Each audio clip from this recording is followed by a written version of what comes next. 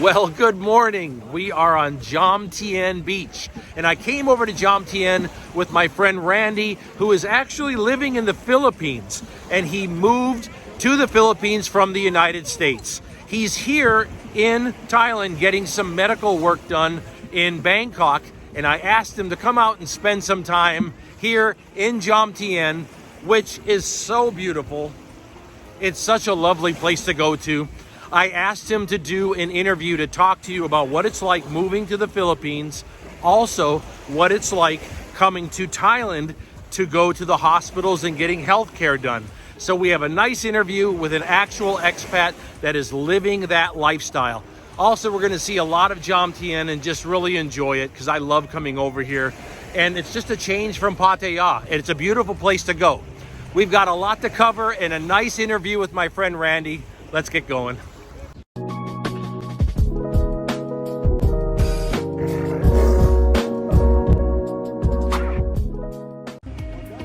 Having Randy in town is fun. He was just going to head out to Bangkok. It's nice that he came out to Pattaya. We jumped on one of the bot buses here. This costs 10 baht each, and we're taking it over to Jomtien, so we can walk around Jomtien. It's a very different atmosphere, beautiful beaches and restaurants. I wanted to show him this place. It's an Australian meat pie place called Tinny's, and it's very good. It's good prices, fresh made pies, both meat pies, and they have dessert pies as well. We're gonna try both, you better believe it. So let's get started. Let's take a look at everything that they have. Again, the selection is incredible. Takeaway, no problem at all. They even have frozen if you're living here. I'm here in Jomtien with Randy, and I want him to talk about the life in the Philippines that he lives now. He left the United States. He lives in the Philippines in beautiful Dumaguete. He's now coming here to Thailand to get some medical stuff done. Which I think is just a great way to go because the dental clinics and the hospitals here are so good. So I want him first to talk about the Philippines and what he thinks, because a lot of you ask me the thoughts about Thailand and the Philippines and what my thoughts are. This will be right from someone that actually made the move and made Philippines his home. And then we'll talk a little bit about his traveling here to Thailand and getting things done and that experience as well. Randy, thanks for spending some time with me. Tell me about moving to the Philippines. Well, you know, when I came to the Philippines, I was ready to start all over like most men that come from the West. I had a situation that I had to get out of, and I had retired, and I thought, why am I hanging around doing the same thing, trying in the same environment, on and on and on. You know, I had separated for 6 months, and I figured out that, you know, the United States wasn't something I really wanted to do because of the cost. Primarily, I just wanted to get out and try something different, and so that's what I did. I came to Dumaguete about 2.5 years ago, and I ended up staying in Dumaguete. It turned out to be the place that I really like, and there are some things about it that are so different from what I thought before I came. I think most men, when they come, most people, men, women, think that it's going to be a dangerous society. They're poor, they're beggars, they're this, they're that. There are beggars, there are people that are poor. Most people, though, are normal people. And I come from Texas, and I can tell you without a doubt that I feel safer in Dumaguete than I did in Texas. That's interesting. You feel safer in Dumaguete than when you lived in the Dallas area? Yes, because in Dallas, I always owned guns. I was raised around guns, and I you know, sometimes I think I'd like to go hunting again, but you know, I was raised around guns. I had my first BB gun when I was 6 years old. You know, I shot my first bird with it when I was 6 years old, and forward. But in Texas, you know that it is true that a lot of people have that gun mentality. You must protect yourself at all times. And here, there's not that mentality that something's going to happen. Right. And of course, now I'm sitting here in Thailand, but I feel just as safe here as I did in Dumaguete since I've been here. It's new, but it's a very similar vibe in the friendliness of the people.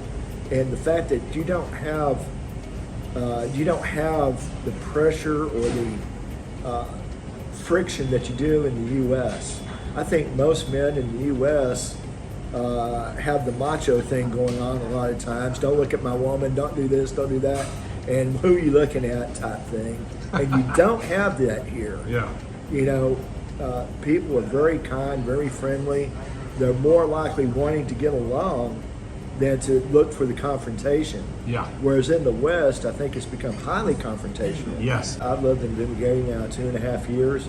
I've had no fights. I've had a handful of very quick arguments or something that happened, but then we always, every time with a local that I've had any sort of little disagreement, it's like, that within 30 seconds, it's like, oh, okay, bye, it's okay, and you go your own way. That's a good point. I've noticed that both in the Philippines and in Thailand, it's an anti-confrontational environment. It is. The personality of the locals in both countries is when things start getting heated, they calm down. Right. And they start talking and they put their hands up like calm down. And it's actually very relaxing. Like you get through the situation very nicely. I'll share a little story that happened, and I'm guilty.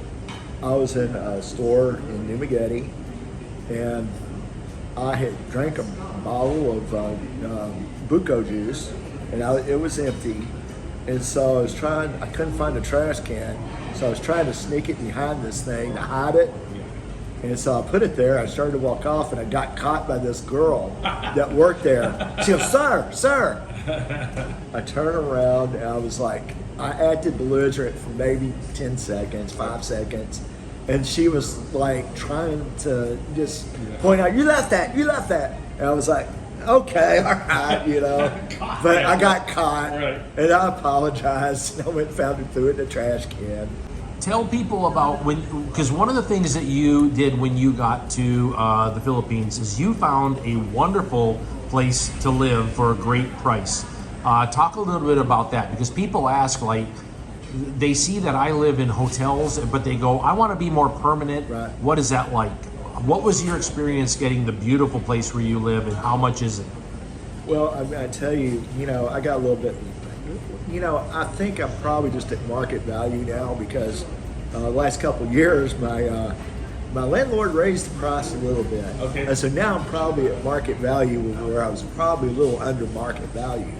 But now hold on to your hat, because market value is so bad over there. It really is. I pay $550 for a 3-bedroom house, with a dirty kitchen at the back, and we have tile roof, and she went up a full $60 on the rent, because she did add a new gate to the front of it. They put a whole new gate and stuff. Oh my gosh. So she went up $60 on me after going up maybe $80 last year. So yeah, now I'm up at market value. I was paying, I pay nearly about $600, I guess now. I was paying under $500 when I first got it. So anyway. You are living in a 3-bedroom, beautiful place. I saw it when I was in Dumaguete. I love the place that you're at. It's so interesting. Like, I'm living in hotels, and my monthly average is probably $100 more than what you're paying. And back in the U.S., a similar lifestyle to myself, living in a condo, especially in my home state, would be $2,800 a month. And you are in a beautiful 3-bedroom house in the Philippines for $550 to $600. To $600. I mean, just it's incredible. Incredible. Yeah. I appreciate you talking about that, because I get a lot of questions about that. And so when I saw that you were in town, that was one of the big things I wanted to talk to you about, is the affordability of really having a decent, normal household life in the Philippines. Back in the United States, young people, well, even retired people, you can't live that way anymore. You can't afford it. If you haven't gotten a large retirement, which I don't have a large retirement, I'm okay. I mean, I have an okay retirement for the Philippines. It is a nice retirement, and it is the difference. I live in the Philippines, a lifestyle that there's no way I could live in the U.S. And I know that. I mean, as a reference, when I separated from my wife, I moved down to Kerrville, Texas. I was living in a one room efficiency. Yes. And I was paying $800 a month Right. for that one room efficiency. And now that was 3 years ago. Yeah. So I can't even imagine what stuff is going for now. Talk a little bit about arriving in the Philippines, and you have been blessed to meet a wonderful lady. I think a lot of people, especially a lot of gentlemen that watch my channel, they ask me about meeting someone, what my thoughts are on meeting someone. I think that you are a success story on meeting a nice lady in the Philippines. Can you please talk a little bit about that and kind of give the gentlemen that are watching a little understanding that, they don't have to be alone. They don't have to live the rest of their life lonely. It is possible to change your location and change your situation.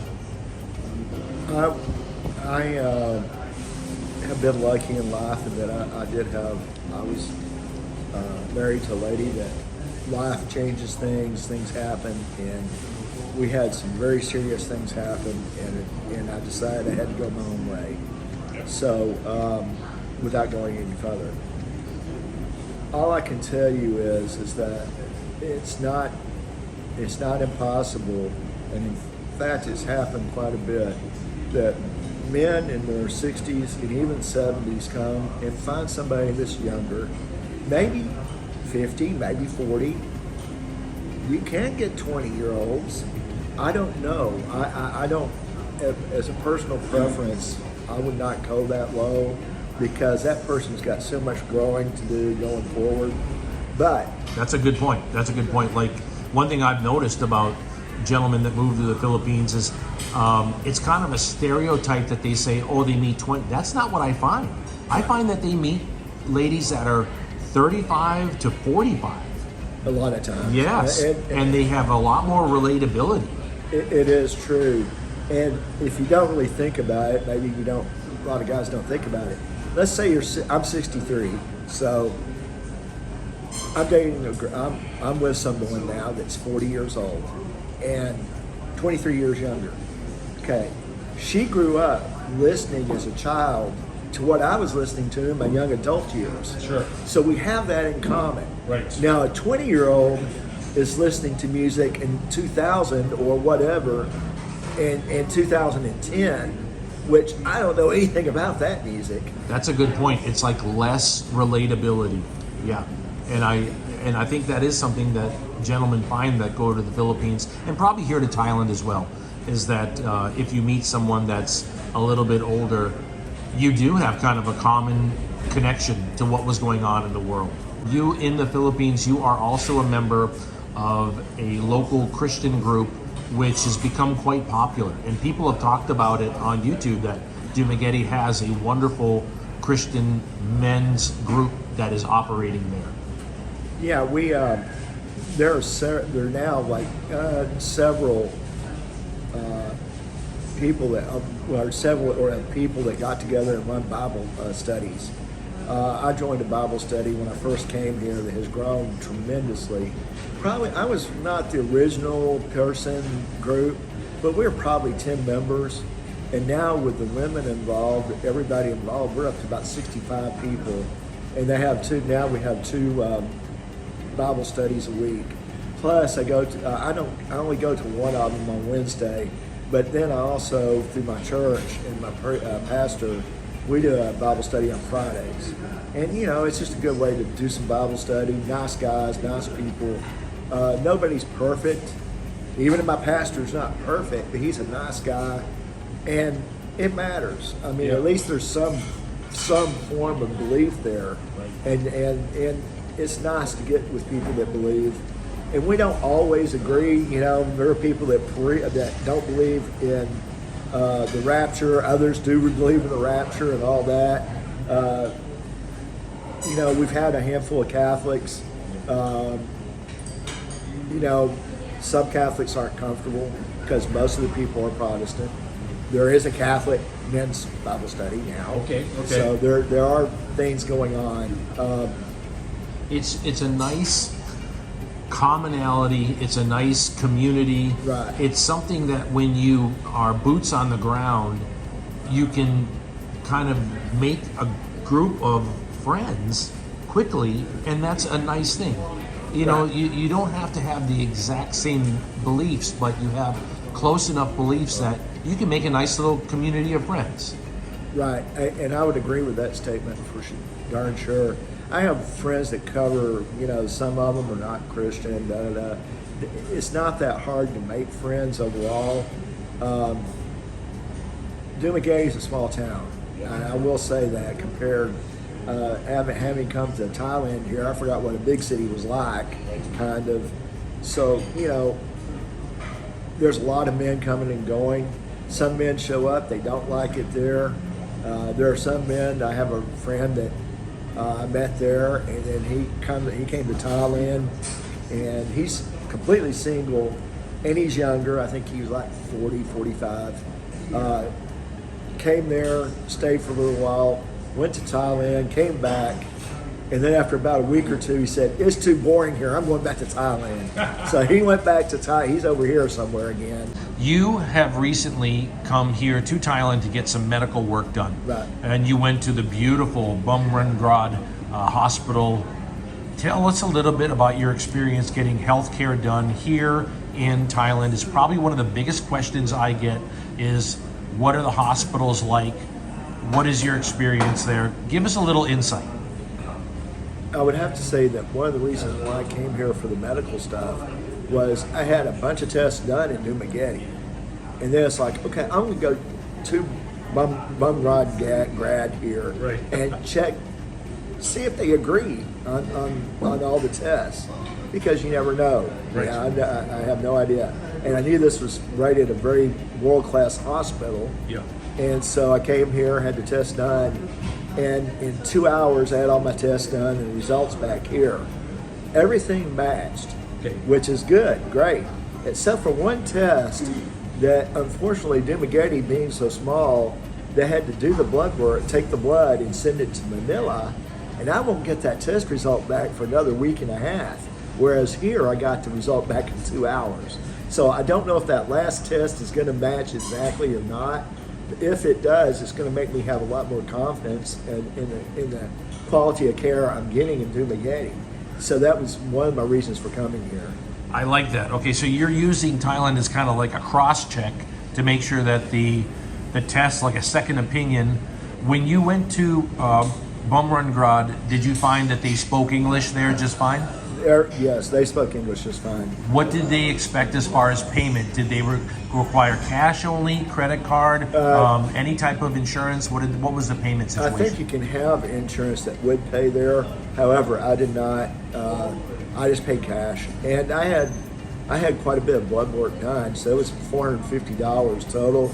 But that included 2 sessions with the doctor, one before and one after all the testing was done. And then they also gave me a prescription for a medication I need to get, which I haven't done in 2.5 years because I really didn't get a good doctor in Dumaguete set up until just recently. And so luckily I'll be able to get the medication there from now on, but I'll be able to take from here 6 months worth of medication back to Dumaguete when I leave. You recommend, with your experience of going to the hospital here in Thailand, you would recommend it for others that are concerned, like, don't be concerned. This is actually a great place to get healthcare taken care of. The professionalism was as good as any place that I've ever been. The actual atmosphere of that hospital is spectacular. It's more like going into a high luxury hotel or something. It's a very nice place. So I have no doubt that it was a nice hospital, and if you research that particular institution, it has a great write-up. Good, people talk about it as a very good hospital worldwide. So that's a good thing to think about. That's one reason why I went there. instead of one of the other places here. I want to thank you for spending some time with me today. We got a chance to talk to my friend Randy about his life in the Philippines and coming here to Thailand to get health care done. A lot of you have asked me questions about that, and I wanted to actually interview an expat that is living that lifestyle. You get firsthand information. If you're interested in this lifestyle that I live, traveling the world as a minimalist with one backpack, like and subscribe to the video and come with. If you want to know about the equipment that I carry in that backpack, there are links in the description for all of it. There's also a link in the description for my new book, The Traveler and the Bard. Okay, we're gonna probably see a little bit more of Jomtien over the next few videos because I love coming over here and I don't come here enough. We'll talk again soon. Aloha. I was just minding my business, relaxing with my friend, enjoying Jomtien when he saw me. The mad ninja attack cat of Thailand. Look at him. Tiger striped like a vicious beast that he is. Whoop! I was flanked by his partner ninja. Look at them, blending in with their surroundings. Look at the colors match the ground. That's part of their ninja training. Oh, he's got my scent. He's testing me out to see if he's gonna have me for lunch. The mad ninja Thailand attack cats.